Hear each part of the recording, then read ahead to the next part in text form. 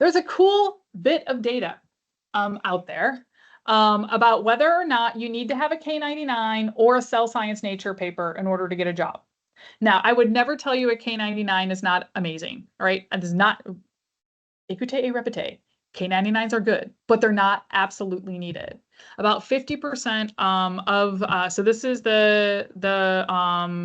those who got offers, only 42% of the people that got offers actually had a K99. That meant over 60% of the people did not. The other one, this is Cell Science Nature. You do not need a Cell Science Nature paper in order to get a position, period. This data came from the Faculty Job Market Collaboration. It also matches a separate set of data that came from NINDS, where they looked at all of their K99s to R00 transitions. And how many people did, or for their early faculty awards R00, how many of them had K99s or not.